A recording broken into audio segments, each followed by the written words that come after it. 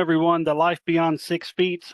I'm Damien from RKB Paranormal, and this week I have a very special guest. I have Bobby J Gallo with me. Bobby, welcome to the show, man. Thank you, Damien. It is awesome to be on the show. I am really excited to be here. And like I said, I want to say you were the very first person when I put out a message about people wanting to appear on the show. I think you were the very first one that sent me a message interested in appearing on the show, so I appreciate that. Oh, no problem. No, I look, you know, I've done a lot of podcasts, and I honestly, and I mean this, I've actually said it in my second book, but I owe the success of my first book to all of the podcasts that I was on because it's really right today. It's one of the only ways to really reach this niche audience, these people that really love the paranormal. Right. That and social media is pretty much your go-tos nowadays. So, all right, so I'm gonna just dive right in at like what age did you really get interested into the paranormal? Well, as I said in my first book, and I'm going to be doing this a lot, like holding up my book. You're perfectly fine. Perfectly fine. But as I said in my first book, Family Spirits, I've always been a weird kid. I was weird when I was a kid. I'm not a kid anymore. I'm a Right. 58-year-old kid now, basically. But I've been weird ever since I was a kid, and I loved monster movies. I loved, doing magic, professional magic, magic tricks, card tricks, things like that. And I've always believed in ghosts, to a greater or lesser degree. And when I, became an adult, in my early 20s, I got wind of a haunted theater in my town that was actually built by my great uncles. And people were saying that it was haunted. Right. So I went over there and I spoke to the owner, and he was terrified. He was having things thrown at him, poltergeist activity, everything. So me, up to that point, the only thing I knew about the paranormal were books by Hans Holzer, Right. and a man named John Booth turned a paranormal investigator. So I'm kind of like patterned myself after him. Uh-huh. So me and my friends got together. One of my friends gave us a name, the side guys. He says, "Oh, we have to have a name," and we went out and we did our very first investigation. That was in 1989, and back then, paranormal investigator, the phrase wasn't even coined, and nobody knew what they were doing. Right. So we, with a tape recorder, an old VHS camera, a candle, a key on a piece of string that we used as a pendulum, and maybe the old still 35 millimeter cameras, Hmm. and our first investigation. And we did get an activity. In fact, that very first investigation, very recently, there's a local magazine called Weird New Jersey, which is very iconic on the East Coast. Hmm. They did a 5-page spread on my first investigation last summer. Oh And, wow. yeah, so that was pretty cool. So anyway, to make a long story short, I've been doing it, as a paranormal investigator since 1989. So, well before the plumbers. Right. And and so before that first investigation, did you have any personal experiences as a younger kid or as a teenager or anything that kind of got you more interested? Um, I think I was like a lot of people. I thought I had experiences. My grandmother's house was supposed to be haunted. We thought we had experiences there. Not really sure. But like anybody else, most people that look at us as paranormal investigators wonder how we can do what we can do, because most people have phasmophobia, which is a psychological condition of fear of ghosts, basically. And Hmm. even I had it before I became an investigator. I was deathly afraid. I remember being in an old haunted building one time. I had to spend the night there when I was a professional magician, and I was terrified because I was told the building was haunted, and and I felt it when I was there. That's really where I had my first experience. But as I became an investigator and I really started delving into this and having more and more experiences in communicating with these entities, I've completely lost my fear now. I can go pretty much anywhere now and investigate, and I actually look forward to it. I want that Right. activity, because why else would we do what we're doing? Exactly. And so you say you've lost that fear. Is there times you may get caught off guard, maybe just get a little spooked at times, like something happened, you kind of jump and like, oh shit, what was that? Those kind of moments. Oh my gosh, yes, absolutely.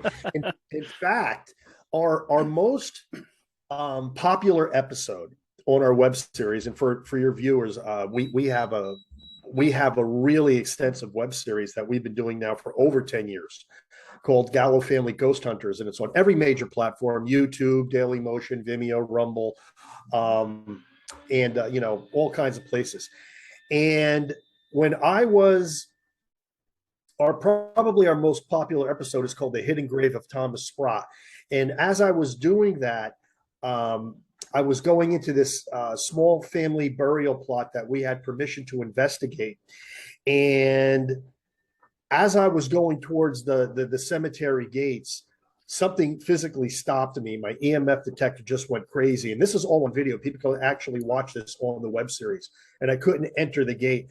And that was one of the few times I really got scared, because I could feel something physically keeping me out of that cemetery gate. So the answer is yes, absolutely. I think no matter how long you do this, sometimes these spirits throw you a loop, and something happens that really does catch you off guard and scares the hell out of you.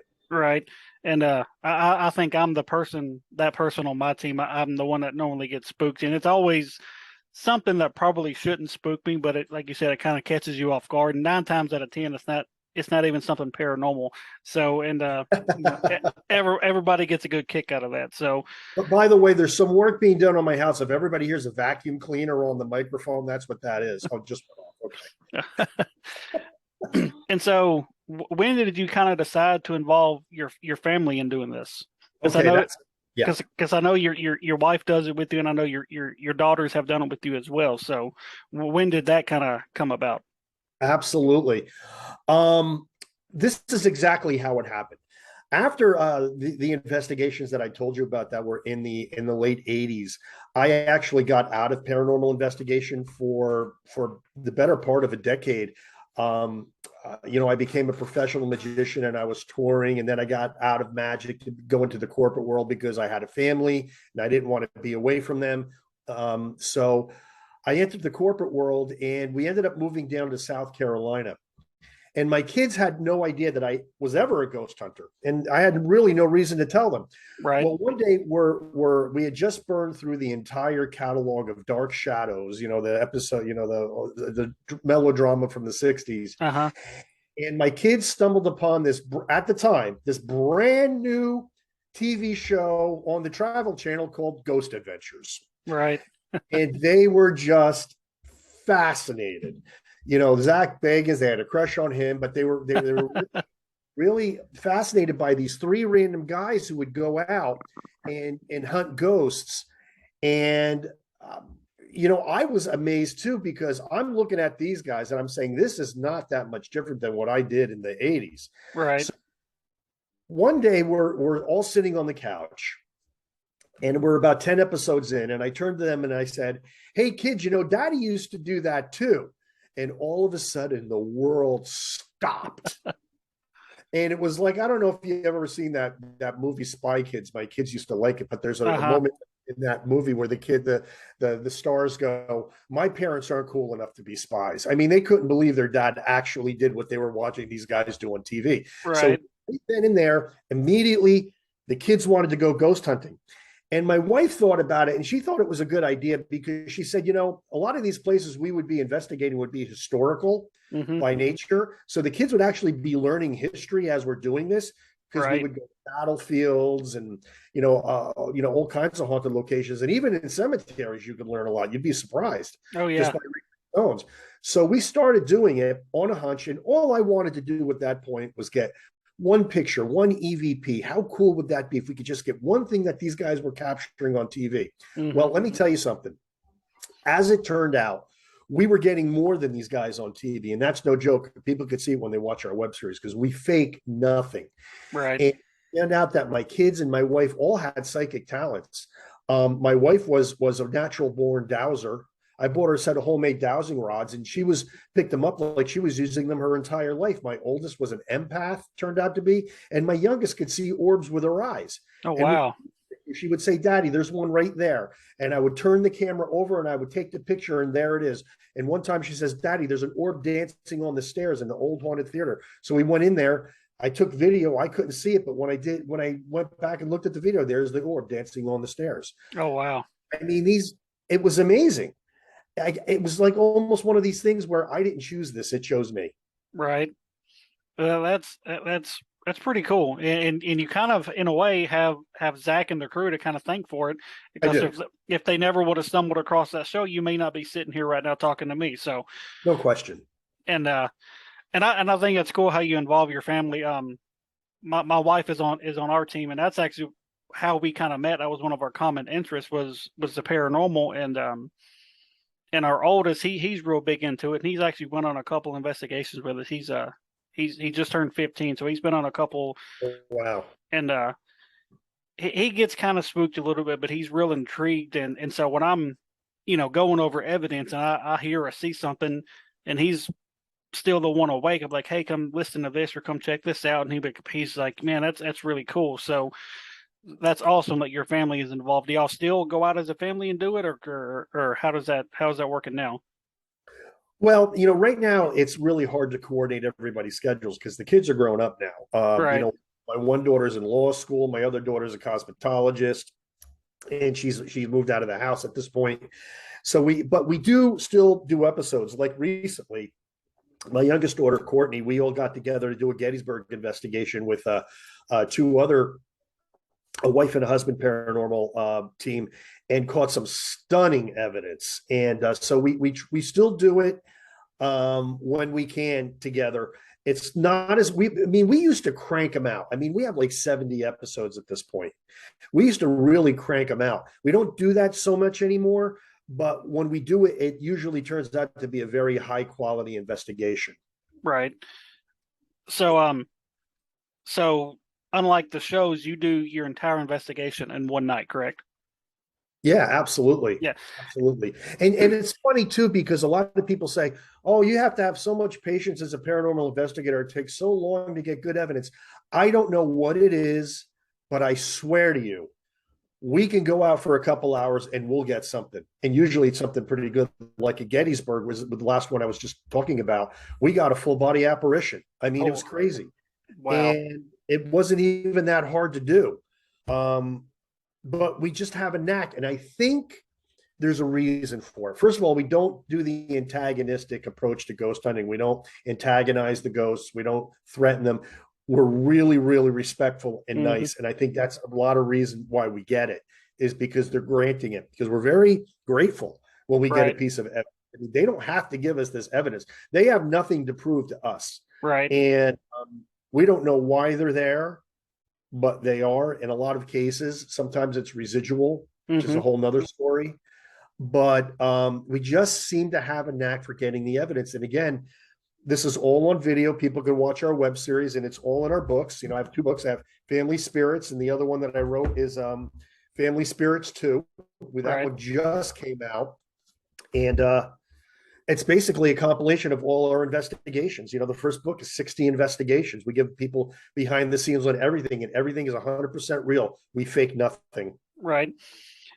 And see that's where we see our common similarity. Our team is the same way. We don't go in provoking. We treat them as if That's they're still great. living. We treat them as if they're still living.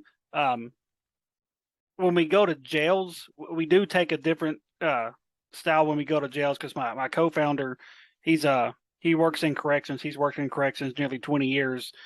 So he'll kind of use that jail lingo when he's in a jail. He doesn't go and cussing them or anything, but like he treats them like they're at work. Like, hey guys, it's time for lockup, this and that, and that's proven really useful for us. And we're kind of like you guys too.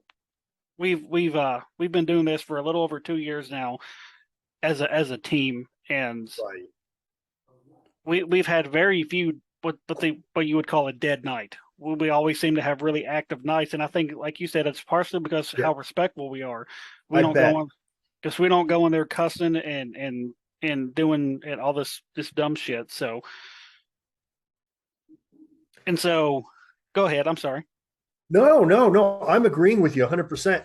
And I think that's it's also like a lot of times I talk to paranormal skeptics, Hmm. And people that are they're just flat out atheists, nihilists. They don't believe in anything. They believe Right. that we're just worm food when we die. And they're like, well, I've been on a ghost hunt and I never had any experience. And I said, it's because you're so closed and Hmm. these ghosts have nothing to prove to you. They're not going to say, oh, look at me, I'm here. I mean, it's not how this works. Right. And you don't understand that. I said, you're not having an experience because you're not open to it. My own Hmm. brother was like that until very recently. He went to a psychic medium and now he's a believer. Right. So it's, attitude is everything. Intention and attitude is everything. I don't care what anybody says. You don't even need equipment. You just need intention and attitude, and Hmm. and you could get evidence. Of course, you Oh need yeah. something to record your evidence with, like an EVP recorder or a video camera or a camera. But you need, other than that, that's really all you need. Right. And that's kind of how we are. We have a bunch of different tools, but our biggest thing is our digital recorder and our camcorder. If we didn't have you didn't have any of the other stuff, all the other stuff, it makes it more, I guess, fun for people. Um, Right. but yeah, the EVPs, man, we captured one here recently at an investigation. I actually captured on my video camera. Um, we're sitting there chatting and stuff, and I'm doing the Estes method, so I don't have any clue, what's being Oh said. wow. Okay. Cool. So I have no clue what they're saying behind me, and I'm just spitting out, what I'm picking up on. And you hear one of our teammates, Ted, he goes, "Are you Pop?" And then you hear my wife kind of whisper, "Who's Pop?" And then right after that, like right at the camera, you hear a voice come through that says, "That's not my name." And it was so clear. It blew me away, and I got the chills as soon as I heard it. I was like, "Man, that's awesome." So Yeah, that's great. It's I've never done that. That sensory deprivation to get an mhm, EVP. And I respect people that do that because you're really opening yourself up when you do that.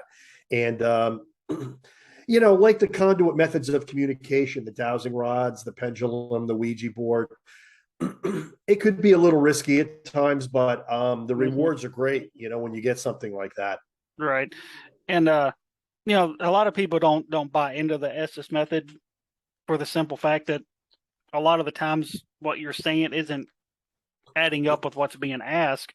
But then Mhm. you'll have, here and there, it'll line up, and you're like, how do you explain that? Well, it's You know? because you explain it that it is what it is. I Hmm. people ask me, it's very funny. You're a paranormal investigator. You write 2 books. You have a web series. You have all mountains of evidence. People go, "Do you really believe in ghosts?" And I'm just like, dude, I passed the point of belief a long time ago. I Right. mean, how many more times do I have to communicate with these things? I was just at the Whaley House 2 weeks ago, and it's in San Diego. I was Hmm. out there on a business trip, and I says, "Well, while I'm out here, I'm going to the Whaley House because I don't know when I'm ever going to get back to San Diego because I live in Pennsylvania. It's an Right. 8-hour plane flight." And so I'm in the Whaley House, and we're doing a ghost box session. And I'll tell you, boy, that place lives up to its reputation. And I don't normally like doing these paranormal attractions Right. or the paranormal, attraction du jour, like the Queen Mary and the Hmm. Shanley Hotel. I like, but the Whaley House was there. And I says, okay, I got to go to the Whaley House. So anyway, I'm doing this thing, and this thing comes through, and he's like, his name was Pete. He says, "I am Pete." And then I say, "Why are you hanging around the piano?" And he goes, "I enjoy the company." I mean, full sentences. Oh wow. And then I said, "Do you enjoy people coming here?" And we got this maniacal laughter through the ghost box. And then I said, "Well, thanks for talking to me." And he goes, "You're welcome." And I mean, it was crazy. That's awesome. Yeah, we just put that out actually on video because it was like, yeah, exactly. You go to the skeptic, well, how do you explain that? Uh-huh. Who's talking to me if you don't Right. believe me? Come on. Exactly. And yeah, we're not big fans of the public events like that either, because it's hard to go in there if you're taking it serious and actually try to actually do what you're there to do when you Right. have 20, 25, 30 other people that's just kind of there to say they've done something like that before. So, Yeah, and the thing was, one of the people involved with the Whaley House found out I was a paranormal investor. They're like, "Oh, we'll rent you the place. You can have it all to yourself. It was something like $450 an hour with a minimum of 2 hours." I'm like, "You want me to give you $1,000 so I could just be here alone for 2 hours?" Oh my, see, that's a little that's a little much. I think that's a little high. It is. So I'm like, no, I'll just do the self-guided tour and I'll sneak away into a corner and do my own thing. Right. Yeah, I don't mind paying for an investigation, but it's got to be worth the price of admission, that's I don't how. know. Well, if any place in the world would be worth $1,000, it would be that place. But if I'm going to give you $1,000, I Mhm. want all night long, Exactly. dusk till dawn, Uh-huh. not 2 hours. Oh I no, want to be no. able to sleep on the floor in a sleeping bag Right. and bring in my whole team. I said, then maybe Right. $1,000 is worth it, but that would be my stipulation. No, 2 hours. Hell, I'm just getting warmed up in 2 hours. Exactly. So, Exactly. all right, so when did you sit down and decide to start putting everything to paper and write these books? Another excellent question. Um, well, basically when we started the web series, and this is the truth, it was 2011. You could count the people on YouTube doing a paranormal web series on one hand, Mm-hmm. and I knew them all. And the television shows were popular, but nobody really at that point was thinking of actually going on YouTube and doing paranormal. So we kind of blazed the trail with that.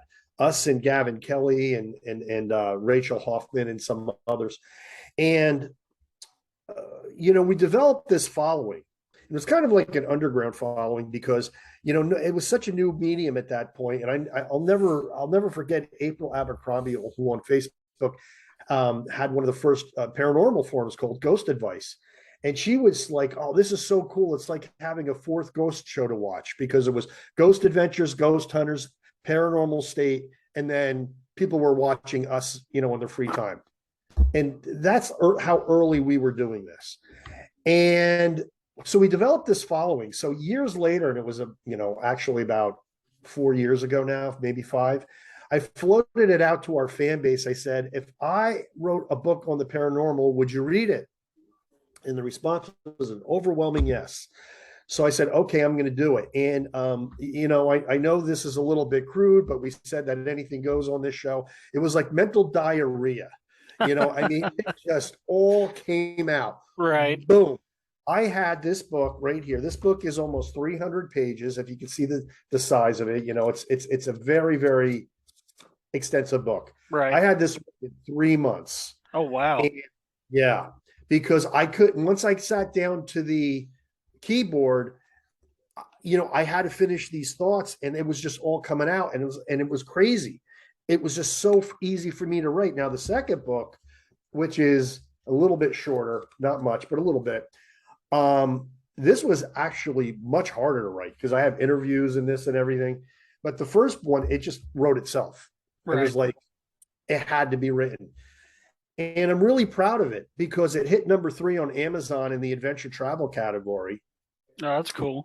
Would it hit number 2 or number 1? But there were some Pulitzer Prize winning authors ahead of me that I couldn't pass them. They just had the thousands of people in their fan base. So they Right. were holding those positions. But I'm happy with number 3. And so it was really well received. We actually sold more copies in the UK than in the United States. Oh wow. Yeah, they really liked us out there. That's cool. Yeah, yeah. So that's basically the story of how the book came about. But it's a cool book. The first half of the book is everything I know about the paranormal. And the second half of the book is a compilation behind the scenes of our episodes, because a lot of people wanted to know what was the car ride like on the way home from some of the more frightening investigations. Right. What were we feeling? What happened? Um, they're only 20-minute episodes. So if the investigation was a couple hours, what was happening when the camera wasn't running? And that's all explained in the book. And it's Right. cool because if you're a fan of the web series, you can see behind the scenes. But if on the flip side, if you read the book first, and you like what you're reading, you can actually go and see that investigation on the web series. So it's kind of cool how it works that way. Right, right. I'm gonna have to check out the web series now. So I want you to. you've got me interested. So Now I will forewarn you. Some episodes are better than others oh because we put it all out there. right, It's the full scope of things. You're not going to get this mind blowing, investigations on every episode. I will right, tell you, the Hidden Grave of Thomas Scott is a mind blower. It's a mind blower, period. And that is our best full body apparition where you can actually watch it forming on camera. oh wow, Yeah, it's so cool. And you could see it as my daughter was catching it in real time on her infrared camera, and she's elbowing me. She's like, Dad, you got to see what I'm getting. And I'm like, no, honey, we'll do evidence review later. She's like, no, you got to see this now. And I'm like, no, I'm not going to. Holy shit. I mean, it was crazy. right, Because you couldn't see it with the naked eye, but with the infrared and the infrared LCD screen, you could see it, how it right, was formed in front of my wife in an ectoplasm cloud. And finally, standing right beside me, fully formed, as this human figure. And it's crazy, but you could see it on the episode.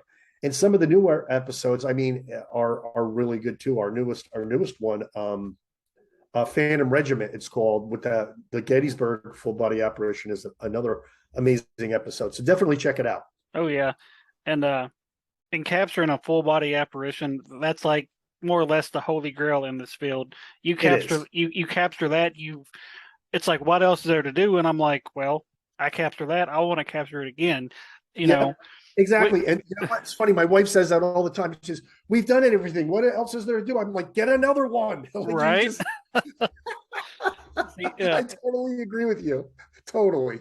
we We've gotten three. One could be pareidolia, but I don't think so. The other two, there's no question. right.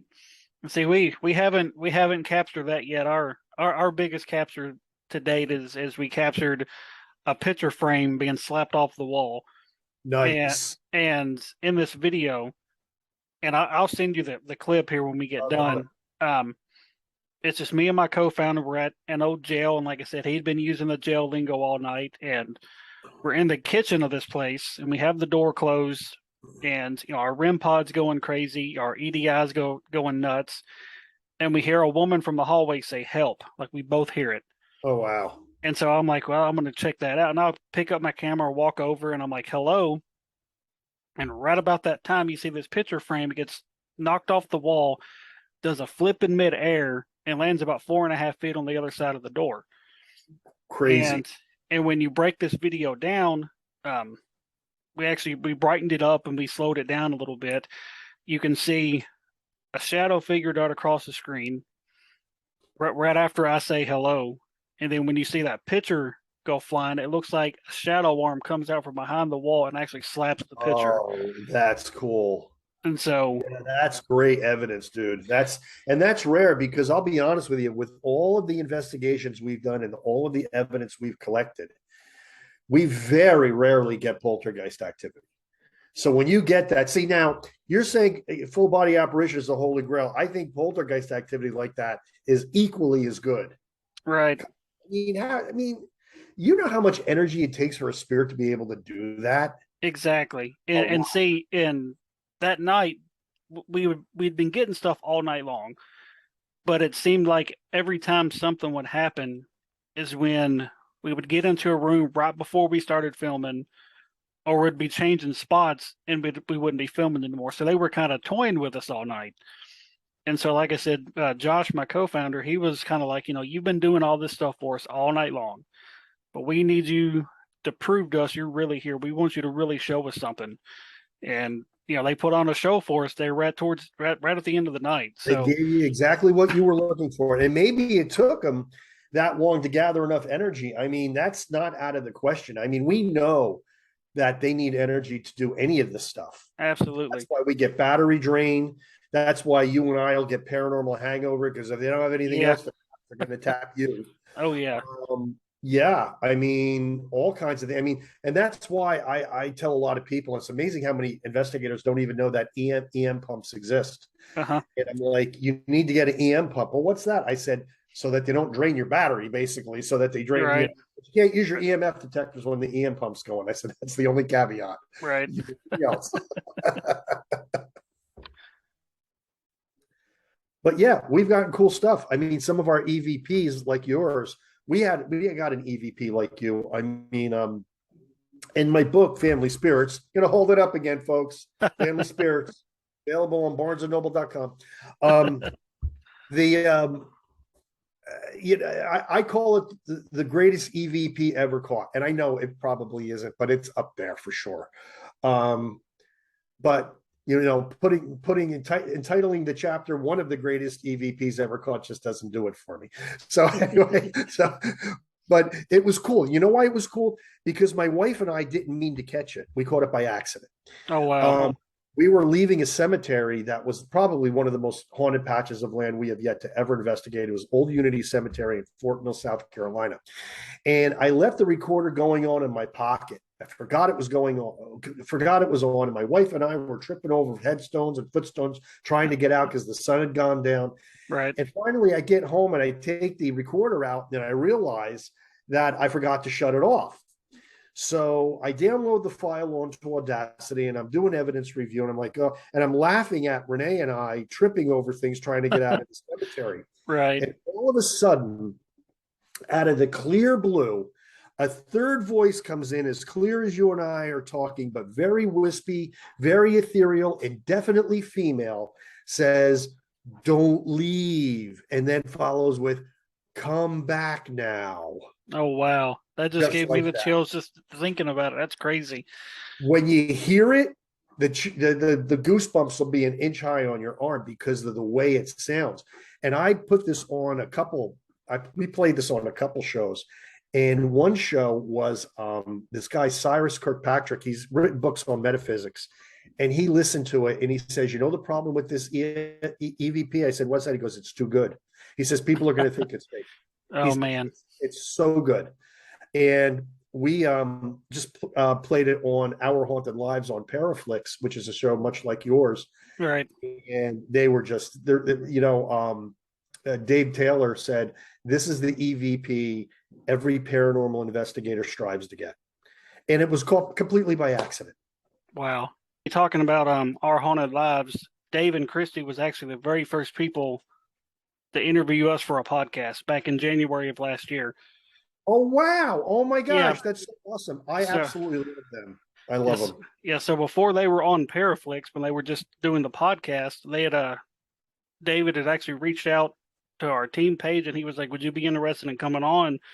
And I was like, "Hell yeah, man!" I was like, "That's super cool." So he more or less they kind of put us on this path to doing podcasts because they were the very first ones to interview us, and then it eventually just led into I was like, "Man, I'd like to start my own podcast as well." And at some point, they're going to be guests on the show too. I just got to get everything lined up with them. So we That's great. That's great. I so will. That's a show that I will definitely tune in to see. yeah, they're two really great people. I really enjoy talking to them whenever I get to chat with them.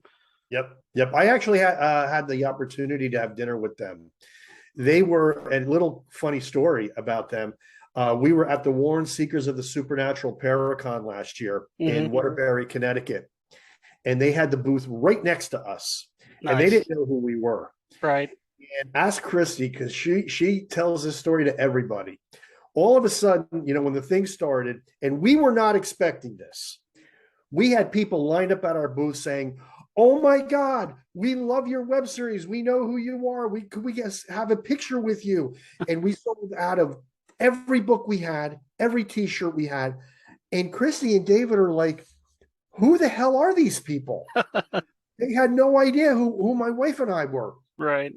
And then we explained that we weren't expecting it either, but it turns out that a huge part of our following ended up coming, people that we never met ended up coming to this Paracon, and it was just like this unbelievable success. And immediately we hit it off with Dave and Christy. They had us on their live satellite broadcast that they were doing, and then we went out to dinner, and we've been friends ever since. And then we were on Our Haunted Lives Right. about a month later, and she even tells the story on that one that she was like, it was just so funny because we weren't expecting it, and they didn't know who we were, and everybody was surprised about everything. Right.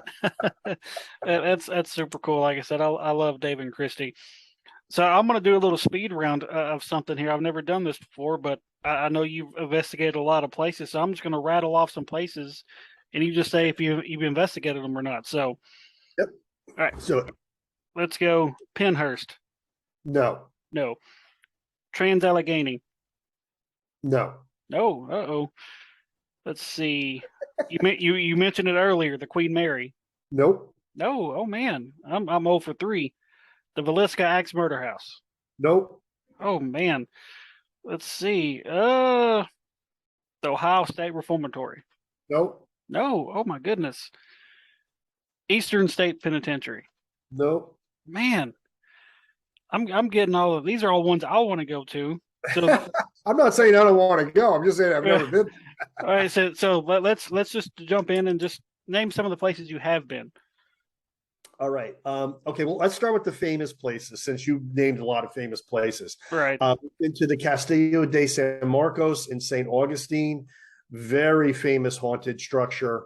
There's a lot of other famous ones there, but that's the top one there. Right.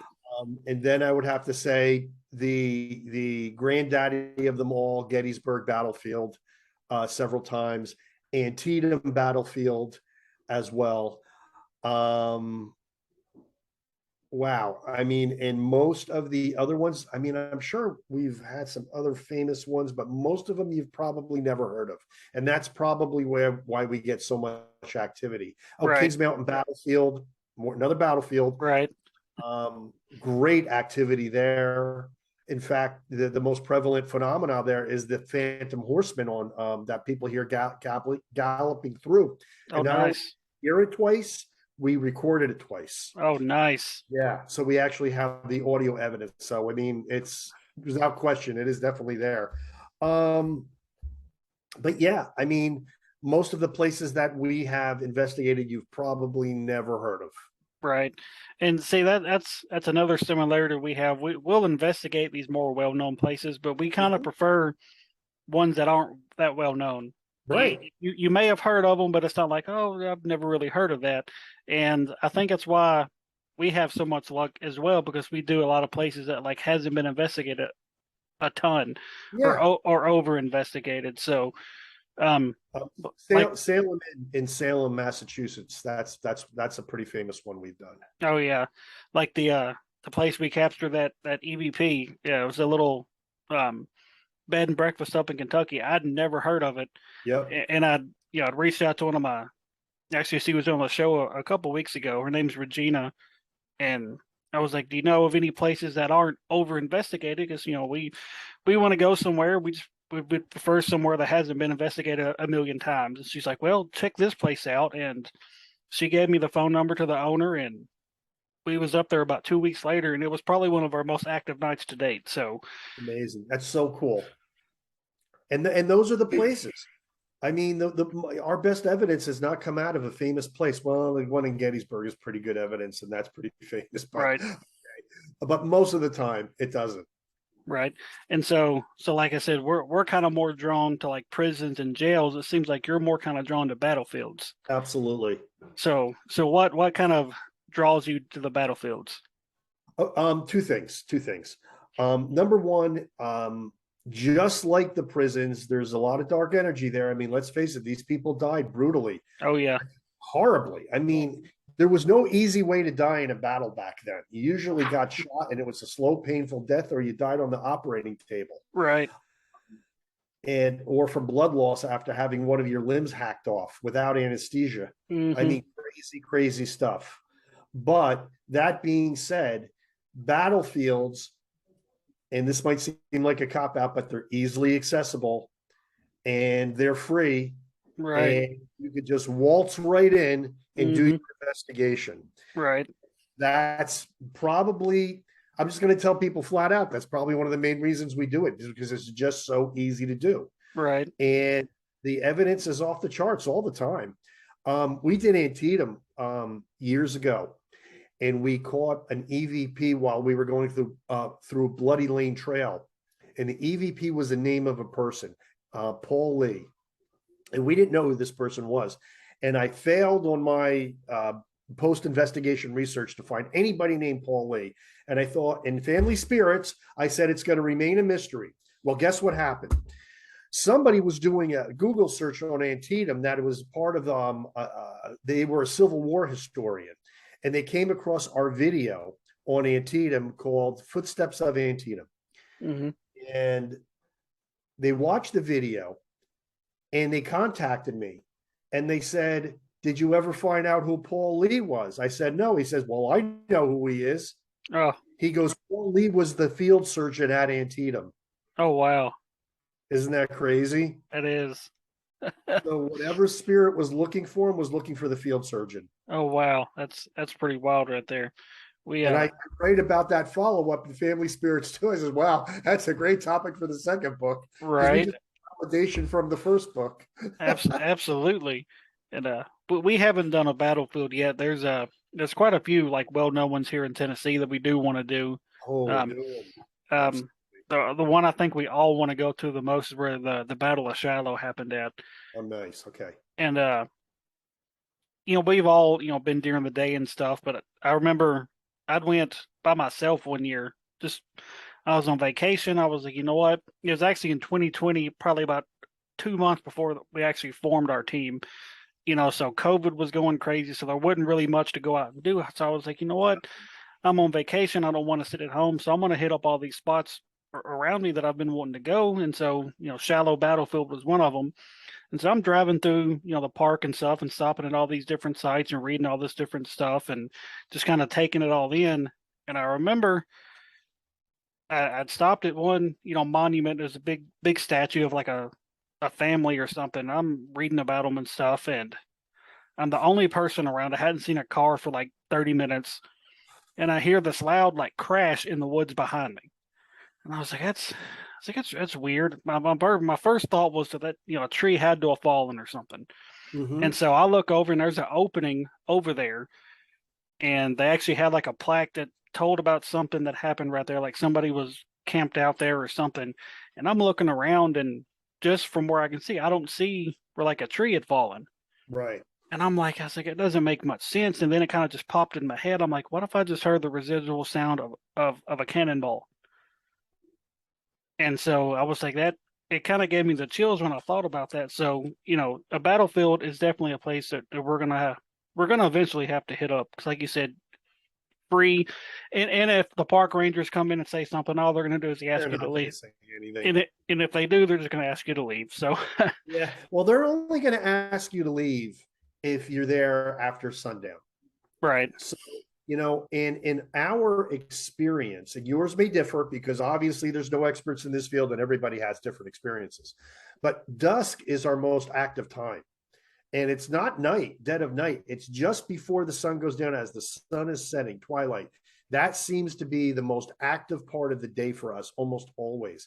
Huh. So, and if you do it around that time, they're not going to ask you to leave. They're only going to get on your case if you do it after the sun goes down, and they have strict rules about being on the battlefield Right.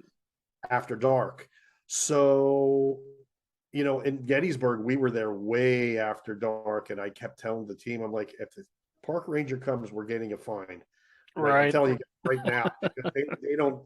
But we were at Spangler Spring, which is across the highway from the main part of the park. Hmm. So, but it was only a matter of time before we were going to get caught. And I'm like, we got to go, we got to go. But that's when we Right. caught the body apparition. Oh It, wow. through the ghost box, by the way.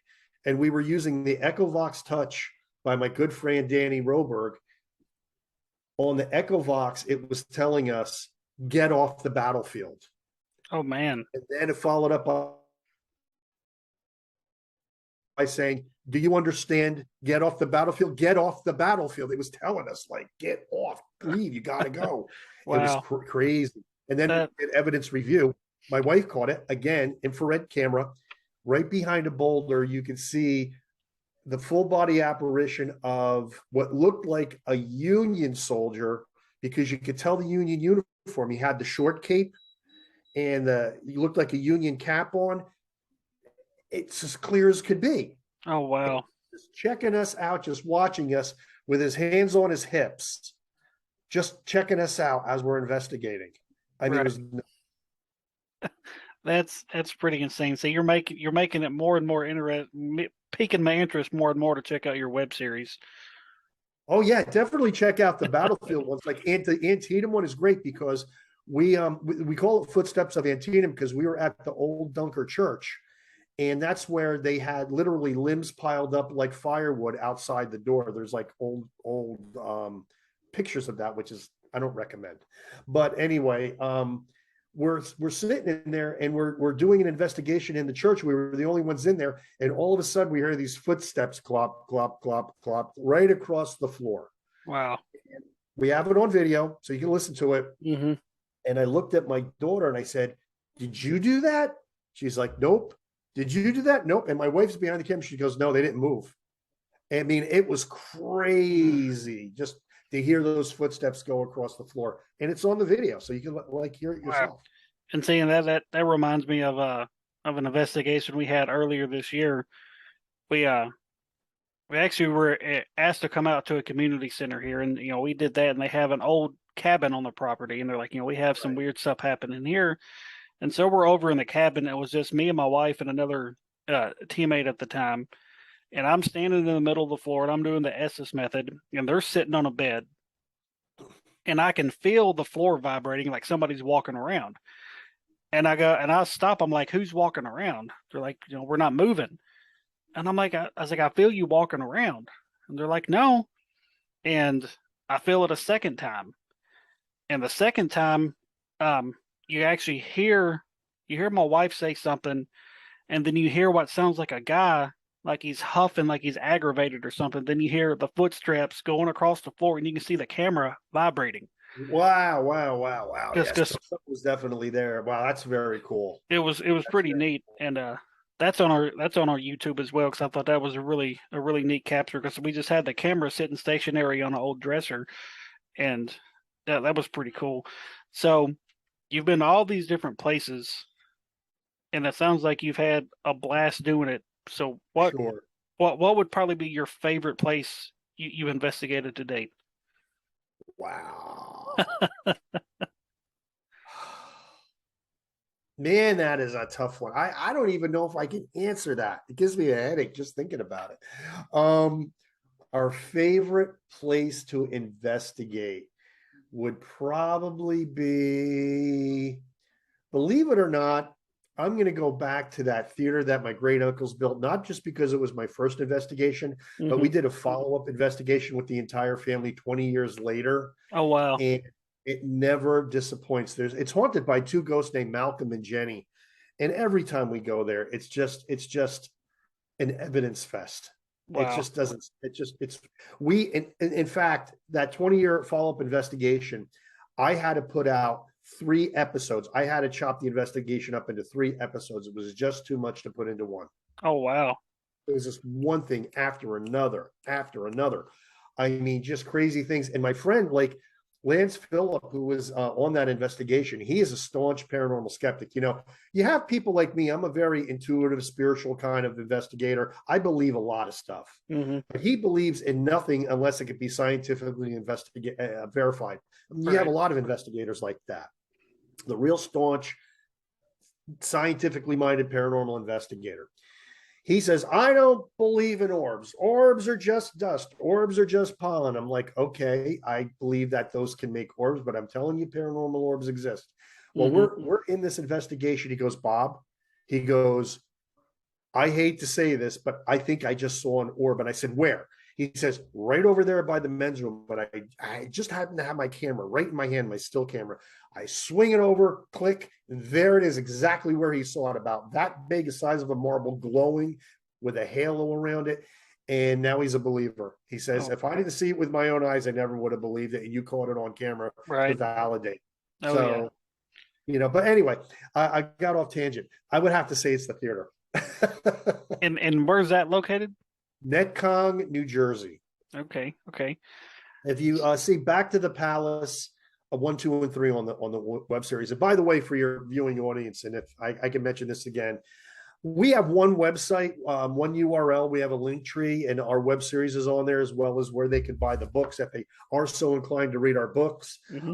It's ghosthunter.ws, All not right. .com. It's .ws, stands for web series. So ghosthunter.ws. And if you go there, there's a big link tree, and it has our web series on each of the platforms. I don't care where you go. You can go to any of them. It's all the same stuff. Right. And the 2 places where they can buy our books, and some other things where they could find us on Twitter, on YouTube, on Tumblr. We are now on a small little television station called BB3 TV. So there's a link there where they can watch the stuff. So a lot of places. Ghosthunter.ws. It's our entire paranormal world through that one URL. All right. All right. So again, you did all these different places. What's the one place you haven't done that you really want to? Bucket list. Yep. It's not in this country. That's perfectly fine. Edinburgh Castle, Scotland. Oh, yeah. Yeah, there's no place I would rather investigate than Edinburgh Castle in Scotland. That would be number one. And by the way, I'm actually going for my PhD in parapsychology. And the one only place in the world that has an accredited degree in parapsychology is the University of Edinburgh, Scotland. Oh, So wow. yes, you got to take a long distance thing. Right. But yes, that would be number one. Number two would be Raynham Hall. And if anybody ever, that's in England, and that's where the very first ghost was ever photographed, the Brown Lady of Raymond Hall, where you can see her coming down the stairs, Mm-hmm. the most famous paranormal picture in all of paranormal land. And I would like to go there and investigate there to see if we could recreate that picture. But from what I understand, the current family, very wealthy family who owns it, won't let anybody try.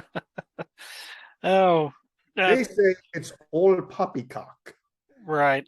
Yeah, Yeah, no, I don't think so. yeah.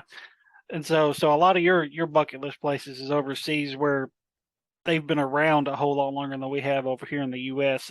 Yes. And then there was a whole lot more tragedy over there before the U.S. even existed. So that place, yeah, I've seen that. There for your viewing audience. There's the picture of the Brown Lady of Rain. I put that in Family Spirits because that picture is probably one of the pictures that really got me as a child hooked on ghosts. right. And to this day, it has never been debunked. Some people say, "Oh, that's been debunked." It's never been debunked. Mm. So, yeah, there you go. Right. So I'm gonna throw another one out there at you. What's probably I know you said you don't really get scared that much anymore, but what's been like during all your investigations, what's been the one thing that probably scared the hell out of you the most? Well, it wasn't just me, it was the whole family. Other than that episode where I couldn't enter that cemetery gate, we did an investigation in a cemetery, and it was quite clear the spirit or spirits did not want us there. And it was funny because can I point to one thing that happened there that really freaked us out? No, it was a bunch of little things. First of all 4 of us felt an oppressive feeling like we have never felt before. Like it was oppressive, like something was just sapping our energy and making us depressed and really making us want to leave. That was number one. But number two was my wife was communicating through the rods, and something clearly wanted us to leave and then was draining all of our equipment. Not one piece, but everything was gone. The only thing that was left standing at the end of the day was my cell phone, which we started doing the video with because our video cameras died, our EMF detectors died, everything died. It was sucking energy out of everything. And my oldest daughter, who was an empath, really was getting before everything died, she was getting a ghost box communication, and it was telling her about her friend who just committed suicide. Mm. And it was nasty. And after we had left, we call it the gatekeeper because gatekeeper was one of the EVPs we got. And then when we took a picture of the gate, we got a huge orb standing next to the gate, or floating next to the gate, if you will. But I had done post um, investigation research on that cemetery. I did not know this before I went, but apparently, according to the old newspaper articles, people were doing voodoo rituals there. Oh, Santeria. Headless chickens were found in the cemetery, and all this really crazy stuff. Um, and apparently, whatever guardian spirit was there was trying to make sure that that wasn't going to happen again. Because put yourself in the shoes of a spirit.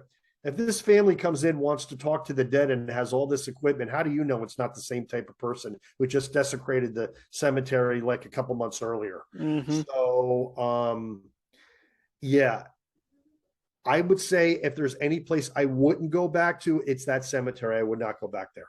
And see, that was fixing to be another question of is there a place you would never go back to? So you just answered that one. Yeah, for sure. Uh, I'm not going back to that cemetery. However, we did have a negative experience in Old Unity Cemetery, and it was our first experience there. And we went back there many times later and got some great evidence. But I didn't know of any voodoo rituals happening there, so it was a little different situation. right, right. And that's that stuff you really don't want to mess around with because you don't know Yeah. what they could be conjuring up and what you're dealing with. So, Well, the biggest thing I worry about are, attachments and things following you home, because we'd had a problem with one of those, and it was bad. And it was one of the ones where you actually have to call in clergy to get rid of it because it wasn't going away on its own.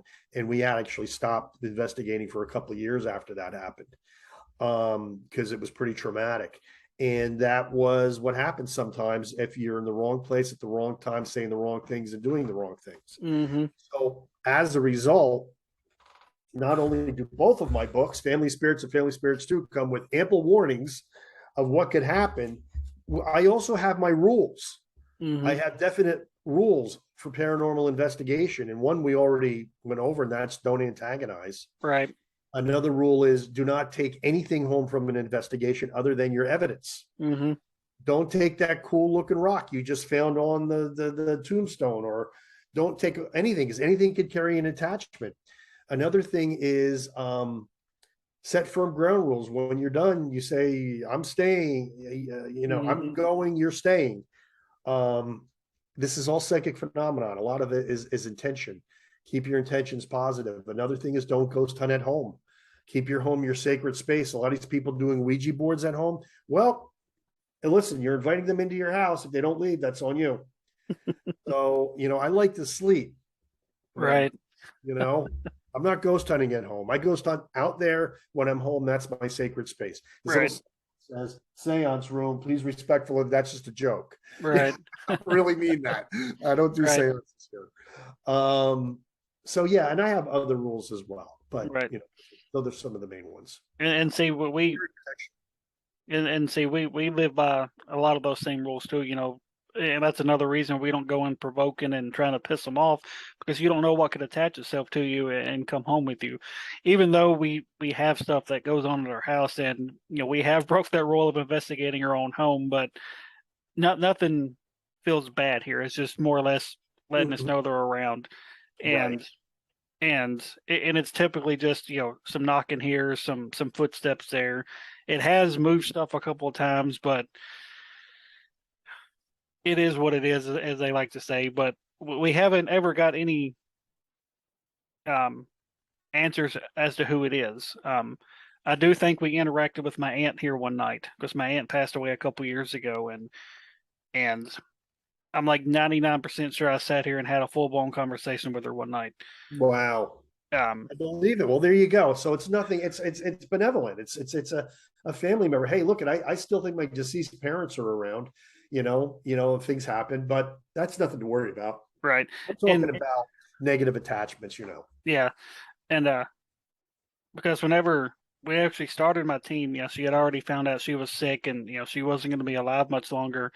And she joked that when she passed away, she goes, I'm going to haunt you guys. That way your team gets famous, and Ah, and so occasionally we'll get a real strong whiff of cigarette smoke, and none of us here smoke. And she was a real heavy smoker, even up until even up until she couldn't really get out of bed anymore. And so this one night, me and my wife both smelt it really strong. I was like, man, I really smell that. And we had heard something in her bedroom. So I was like, let's just put out the REM pod EMF detector just to see what happens. And my wife started just naming through people that we both knew that had passed away. And it says, if you're this person, light one of these up. And when it got to my aunt, it lit up. I was like, all right, well, I was like, I'm about to find out for sure. So I started doing like multiple choice questions. I said, I'm going to ask you a question and I'm going to give you three answers. And whenever it gets to this answer, light this device up for me. And I think I asked about 12 questions and 11 of those questions lit up on the correct answer. And I was like, it's got to be her. That's awesome. So, so what's the future look like for you and your family? You guys gonna? I know you said your daughters are in college and stuff. So are you and your wife gonna kind of continue doing this, or are you gonna kind of take a break from all of it? What's the future look like for the Gallo family? Oh, well, I still try to whenever the kids are available, I try to get them out on an investigation. And people go, Dad, what do you want for your birthdays? I don't want to go out on an investigation and then dinner. You know, I'll bribe you. I'll bribe you if I can't get you out there any other Right. way. Because I want to get them on camera. But the thing is, as I say in the back of Family Spirits 2, which is the book that just came out, um, right now, our main focus, Renee and I, are to do as many things like podcasts, like we're Mm-hmm. doing right now, and going to Paracons and meeting our the people that have supported us over the years and validating our evidence and speaking and getting on panels. I just did a panel a couple of weeks ago. It was really a lot of fun.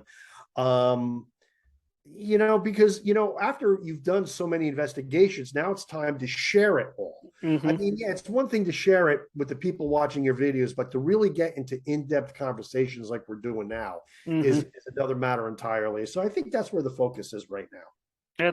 That's awesome. We're actually doing our first paranormal convention in a couple of weeks, and a little nervous about it because they want us to get up and speak, and I don't mind talking one on one with people. When I'm in front of a crowd, I kind of stove up a little bit, so I'm gonna have to get past that. But I wish I Yeah, wish I wish I got a hold of you earlier.